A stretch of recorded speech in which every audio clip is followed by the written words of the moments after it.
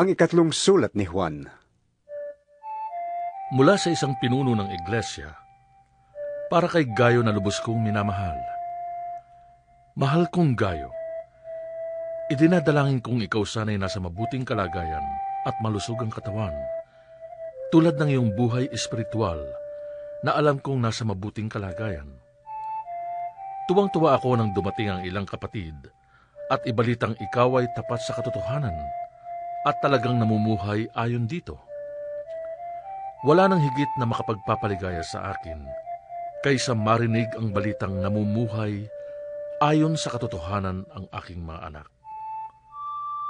Mahal kong kaibigan, ang iyong paglilingkod sa mga kapatid, kahit sa mga hindi mo kilala, ay nagpapatunay na tapat ka. May mga nagbabalita sa iglesia rito tungkol sa iyong pag-ibig.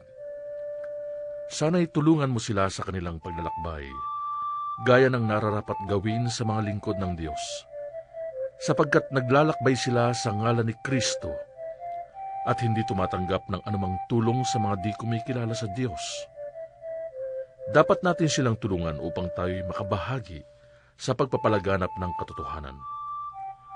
Sumulat na ako sa iglesia, ngunit ayaw akong pansinin ni Diotrephes. Ang hangad niya ay siya ang kilalaning nangunguna sa inyo. Kaya't pagpunta ko dyan, uungkatin ko ang lahat ng ginawa niya, ang mga kasinungalingang sinabi niya laban sa amin. At hindi pa siya nasiyahan doon. Ayaw niyang tanggapin ng mga kapatid na dumarating at hinahadlangan pa niya at itinitiwalag sa iglesia ang mga ibig tumanggap sa mga iyon.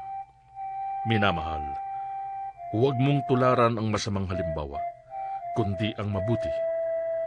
Ang gumagawa ng mabuti ay anak ng Diyos.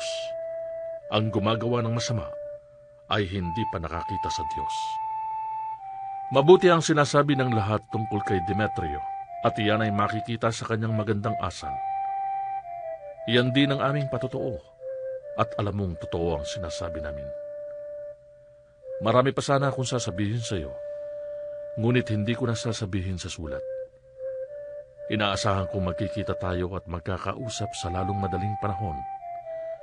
Sumayo nawa ang kapayapaan. Kinukumusta ka ng ating mga kaibigan dito. Ikumusta mo rin ako sa lahat ng ating mga kaibigan diyan.